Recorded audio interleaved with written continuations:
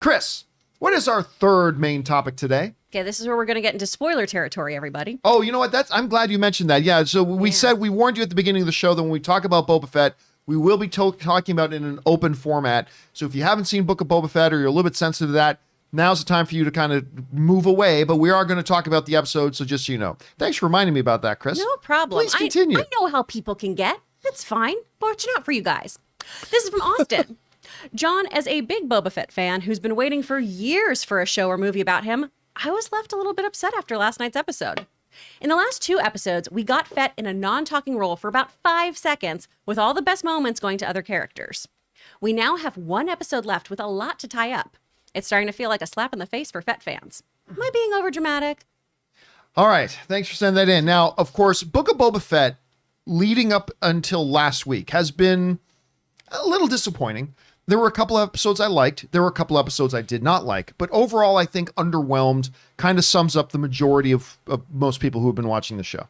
Then came episode 5, directed by Bryce Dallas Howard, called The Return of the Mandalorian. And that episode was awesome.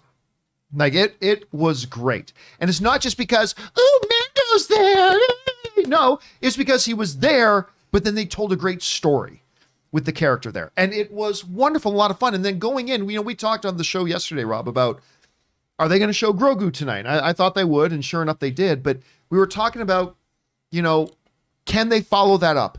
Are we going to go right back to the mediocre show we've had so far, or are they going to keep that momentum going? They kept the momentum going. It was a good show last night that had, ironically enough, that we were just talking about, I mentioned this on Twitter last night, that had Godfather overtones. My God, that ending, the guys just walk into a club carrying a briefcase, casually walk out, and then she realizes last second what's happening. And it's like, that was like truly, they're sending a message. You're going to be sleeping with the fishes. Dude, I didn't think Flash Dance would go Flash Bang last She might have survived. She might have survived. Never know. No, if anyone survived, I'm done. I mean, I think that's a big bang. It was a big bang. Big bang, no doubt. But, I mean, there are survivors sometimes. I don't know. Maybe there will be, maybe there won't. But that whole thing was great. I think the number one thing we can say, of course, their deepfake digital skills have gone up 100-fold, because whereas Luke looked very questionable at the end of Mandalorian Season 2, looked pretty damn good. And that in broad daylight. Yeah. Too. They weren't hiding lit. that. They weren't hiding him. There was actually, I mean, it was still a little bit stationary, but still they did a great job with that. But it feels like, and we said this last week, that with Mandalorian coming in, it felt like they are putting now the pieces in place for how this show's going to end. Mandalorian, we had to know how he got there. I think Grogu shows up in the final episode of Boba Fett, but this episode was required for us to know how and why he shows up there. So getting a little taste of that, getting to see the beginning stages of putting together a new Jedi Academy and all that kind of stuff, that was all good. But at the heart was the story of Grogu and what ultimately is going to bring him back there. And then him having his little Gimli, the chainmail, which His mithril chainmail, which was so cute. Even a little diaper end on the bottom of it. So precious. It was great, but it told the story. I'll be honest with you. Like, I feel like sometimes we as audiences are just like, ooh, shiny keys. Like, it's like, ooh, a cameo. Yay, this is wonderful. But I mean, this actually told a great story. And it was a building block to what's coming up next. Now, I am flabbergasted that there's only 1 episode left, because I do not feel like they're going to be able to wrap this up satisfactorily. It feels like this is just the beginning of the story. It felt like last night's episode, it felt like the last 2 episodes are what's supposed to set up the show. This should have been in the first 3 episodes of the season. That being said, the one thing I thought that left me rolling my eyes a bit was that the episode was a little bit of member berries, because a little bit. Like, honestly, let's face it, although I will take any excuse. I will take any excuse to see Rosario Dawson. Any excuse to see Rosario Dawson. And I loved her as Ahsoka. There was no need for her to be in that episode. I disagree. Narratively, there was no purpose. Like, and everything she told Mando, Luke could have told Mando. And then, as soon as that's done, she goes, okay, I'm splitting, bye. It's like, so she's Will I not- ever see you again? Yeah, like she was. So really, these are conversations they never had before. It's just like, oh, I'm here for this. This is done. Now I'm gone. And by the way, narratively, it didn't need to be Ahsoka Tano doing it. Any other character could have said to him what he said, particularly Luke. That being said, I will still take any excuse I can get to see some Rosario Dawson. And then you had the appearance of Cad Bane. Now, as soon as you saw that silhouette, we were watching it last night, me, Ray, Ryan, and as soon as you saw that silhouette out in the desert, but again, apparently in Tatooine, everybody walks everywhere. Yeah. Because everything's within a 5-minute walk. Everything's within a 5-minute walk. I mean, They're getting their steps in. they got to get their seat. They got He's got the his health Fitbit counter on. going on there. So Cad Bane shows up, and that could have gone badly. They could have made him come across as a cartoon character. They could have made him like, but looked instead so he came good. across as serious. He came across as menacing, and he felt like delivering a message from the mob. Godfather-esque is what it felt like to me. And then of course you get, your good, the bad, and the ugly, the shootout and all that kind of stuff, and that was great. And Cobb Vanth survived. He survived. He was still breathing at the end. But that was a wonderful way to introduce a character. Because again, it could have just been member berries. Look, everybody, it's Cad Bane. Ooh, see how cool his hat is? But instead, they actually gave him weight. And that was a great performance. Oh, yeah. The snarling of the teeth. Yeah. The and- teeth were Yeah. so. Of course, you know what I was thinking? What were you thinking? Hot toy. Oh, of course you were thinking hot. I'm like, they're going to make a Cad Bane hot toy. Woohoo. But it does. We would be remiss if we did not bring up something. And I'm going to see if I can pull this up. I should have had this here, but I had to put this up as Dr. Malcolm would say. Hello. We are going to see some Boba Fett at some point in this Boba Fett show. Yes, like the last 2 episodes. John, he was in the council. Yeah, I know. He was literally on screen for about 20 seconds.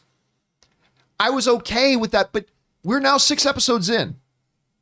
1/3 of this show, 1/3 of the episodes of this series so far have not had Boba Fett, essentially. Now, Which is odd. it was, well, I was defending the show last week. People say it didn't even have Boba Fett. And I'm like, hey, listen, it was just 1 chapter. He's not there. But then they did another entire one where he's basically not in it. I honestly don't understand. I think this is a total missed opportunity, to be honest.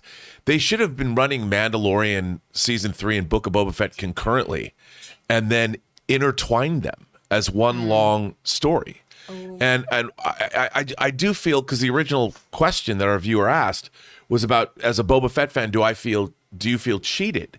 And I would say that ultimately, I think the Boba Fett show that we saw was kind of all over the place. I mean, it was fun to watch and all that, but it was like the Pike Syndicate, even the threat of the Pikes should have been established from the very beginning of the show. And even that came in farther down the road. And so, and now it's, why does anybody care who controls Mos Espa? Like, why? I still don't know. Like, leave. Don't you people have better things to do? Go take back Mandalore. Because the spice must flow, Rob. Hey guys, we want to take a second and thank the sponsor of today's episode, Stamps.com. Now, you know Stamps.com. They've been supporting the John Campea Show for a while here. Now, let's face it. Going to the post office is time-consuming and really not the way you want to be spending your time. And that's why I highly recommend you do your mailing and shipping online with Stamps.com. Stamps.com allows you to mail and ship anytime, anywhere, right from your computer. You can send letters, ship packages, and you can pay a lot less with discounted rates from UPS, USPS, and more. You see, that's why Stamps.com is a must-have for any business. Whether you're a small office sending out invoices, an online seller shipping out your orders, whether you're somebody who's just trying to send things out to your friends and family, or if you're a giant warehouse like sending out thousands of packages a day, Stamps.com can handle all of it with absolute ease. And here's the best thing. With Stamps.com, you get up to 40% off of post office rates and up to 62% off UPS shipping rates. And this is why Stamps.com is an absolute no-brainer. It saves you time, it saves you money. It's no wonder that nearly 1 million small businesses already use Stamps.com. So stop wasting your time going to the post office and go to Stamps.com instead. There's no risk. And with my promo code CAMPEA, just go up to that microphone up in in the corner. Click on that and enter my code Campea. You get a special offer that includes a 4-week trial plus free postage and a digital scale. No long-term commitments or contracts needed. Again, just go to stamps.com, click on that microphone at the top, and enter the promo code Campea. Stamps.com. Never go to the post office again. Well, Spice Muffin. After Spice this is a big deal. episode, though, I don't care about the Pike Syndicate at all. No. What I want is to know about if Boba has any knowledge of Cad because Jango mentored him. Like, that's what I'm interested in now. Is just, are we going to touch on that? Of like, your daddy trained me? Like, are we going to talk about his daddy issues? I'd watch that show. Well, yeah, I know. And that's the thing. They keep introducing, like, think about it. We see Cad Bane for the first time. Cobb Vanth comes back. Ahsoka, Luke, R2-D2, and Grogu. There's 6 characters that really aren't part of Boba Fett's story as of now. It's bizarre to me that you're going to bring in all these characters in the penultimate episode of the series. You Or know at least how- the Feels first like it season. should have been the beginning of season 2. Well, If you're going to introduce all of these That extra brings up a question I characters. want to ask you. Tell me if you agree with this. I think a lot of the and last night's episode was great, but this awkwardness that we're talking about is like all this random stuff, and there's only one episode left, and where are they going with this? Would this episode have felt a lot less awkward to you if today we knew that the Book of Boba Fett was actually a 12 episode season? Absolutely. Like if we knew there was still like 5 more episodes to come, would that feel 100%. different? Yeah. But even that the show's called, I mean, you know, it's a point of view thing. Suddenly on this show, we are watching Luke training Grogu. What does that have to do with what we've been watching? I mean, I understand it's cool and the effects technology is amazing and hearing Mark Hamill's voice and all that. But honestly, that would be like the fact that we know who Grogu and Luke are. What does that have to do with the narrative that we're following? This is a Mandalorian narrative that's been carried over, but now the whole focus, we're more interested in where Grogu. This episode ends with a choice, which the lone wolf and cub moment. It literally was lone wolf and cub. You either pick the sword or you pick the ball. In this case, it's mithril or you take the lightsaber. It was right out of that. But the question I have to ask is that question. What does that have to do with Boba Fett? This episode ends on a question that has nothing at all to do, unless, you know, he shows up to wreck shop with his lightsaber. But that's the thing. I think the point of last week's episode with Mando and the point of this week's episode with Baby Yoda is that you have to give background and context. You can't just have them showing up on Tatooine, right? Of course not. But Again, that's why if this was a 12-episode season, it would have felt more natural. yeah, it's just, why is it called Book of Boba Fett? Yeah. It's called Book of Boba Fett because it's not just about Boba Fett. Otherwise, it would be called Boba Fett, the story.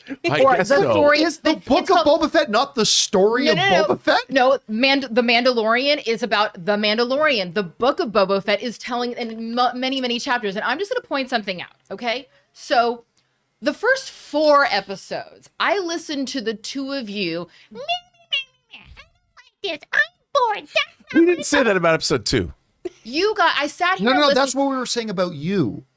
Just to That's what you say on camera. So I was like, I'm not going to watch this show because Rob and John, the two people that I come to for all of my like nerd advice, you guys are the ones you don't like. And I said to Tom, I said, we're not watching this show because the first 4 episodes are no good. Nobody likes it. We're not going to waste our time. We're going to continue We're not the watching only Boba Fett. ones that were Right, who have you're criticism. right. You're right. So last week, I'm the asshole that was on camera yawning. By the way, I have a newborn and being thoroughly disinterested in the conversation. But the reason I was thoroughly disinterested was because all of a sudden everybody's excited about Boba Fett. And I'm like, la, la, la, la, la. I'm not listening. I don't hear any of this because now I realize, oh crap, the show's really good. I got to watch it. So when it was just about Boba Fett, the two of you guys were like, oh my God, this show sucks. Then it's not just about Boba Fett. didn't And you're quite like, say yay, we that, love it. though. Now, what? We didn't say it sucked. No, we said it's Right, it's but, 2 like, episodes we you're- liked, 2 episodes we didn't, but it's kind of disappointing. I have to say, and this may be controversial, Tom and I thoroughly loved the first 4 episodes and thought that it was actually a better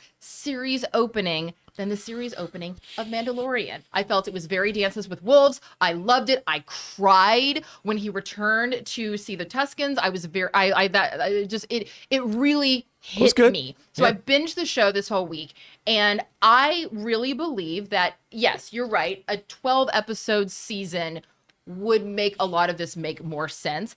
And they're really trying to tell a whole lot of stories. I'm okay with it not being the Boba Fett episode every single week in and week out. I'm excited to see how they're going to wrap it all together. I do think that, yes, they brought in a lot of superfluous characters as, R2-D2. Ooh, shiny thing from the past. We like that.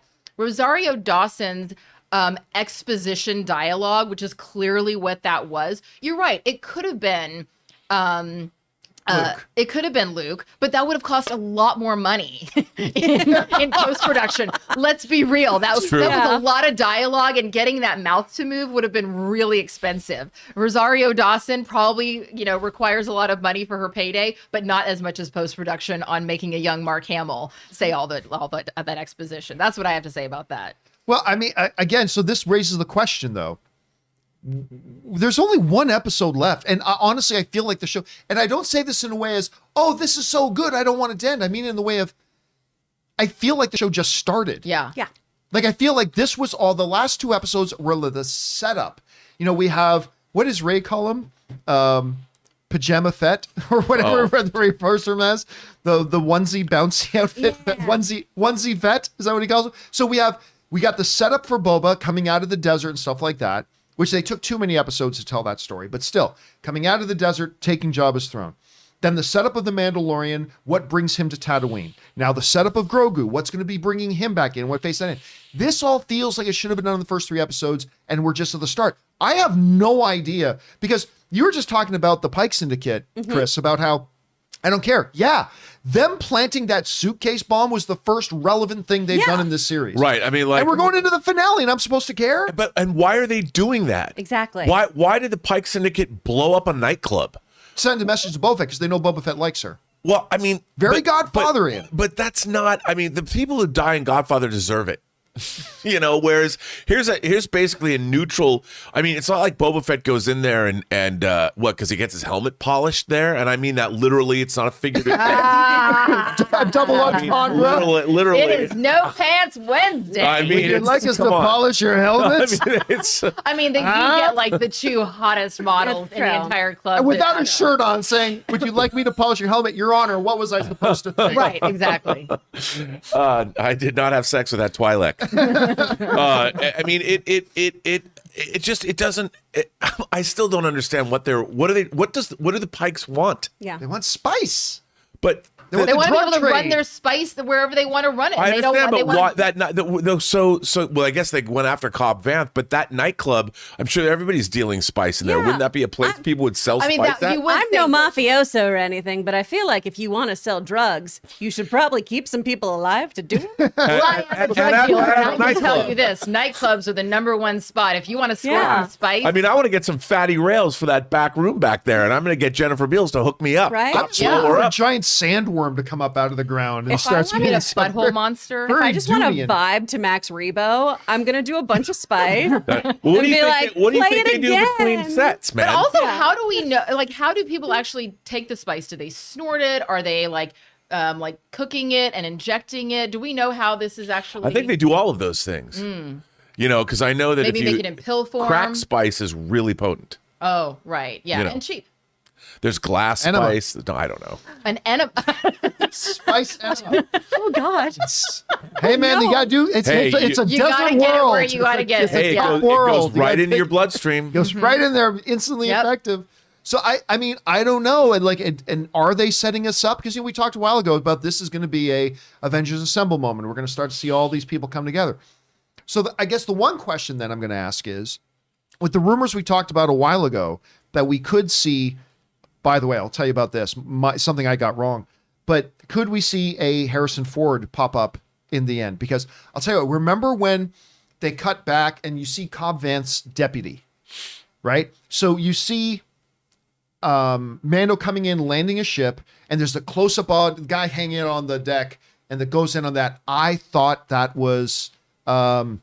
why am I forgetting? Alden Ehrenreich. Oh, I thought it was Alden Ehrenreich for a second. Come on, help back me up, guys. I couldn't have been the only one that just for a second thought that might have been Alden Ehrenreich. I actually thought it was the character from Shadows of the Empire. You know, was it Kyle Katarn? Is it Kyle Katarn? Oh yeah. I was like, is that who that is? I totally thought it was Alden Ehrenreich. I thought, oh my God. And I even said, I said, oh my God, it's him. And Ray and Ryan were both like, who? I'm like, oh, no, it's not. But I don't know. Do you think we're going to see Harrison Ford at the end? Like with all them bringing all these big names and everything together? I don't see it. I don't know. Yeah, I don't think so either. I still think it's possible. And not because it wouldn't fit with the story. I just don't think Harrison Ford wants to. Yeah. I mean, like Mark Hamill has been such a beautiful, like I feel like he really keeps that original torch burning, you know, as far as from the original cast of always showing up. You know, continuing to be like, I love this project. This changed my life. This is the thing that I'm totally happy if someone remembers me from and recognizes. Yeah. Even though he's done so many other things in his Corvette Summer. life. Oh, Corvette, yeah, which I Corvette own on Summer, Blu-ray. yeah. Of course you do. Wait, what movie are you saying? Corvette Summer, 1978. Annie Potts. Well, I love Annie Potts. She. I will have to check it out. But yeah, you know, I see. It makes sense that Mark Hamill would come back and do this.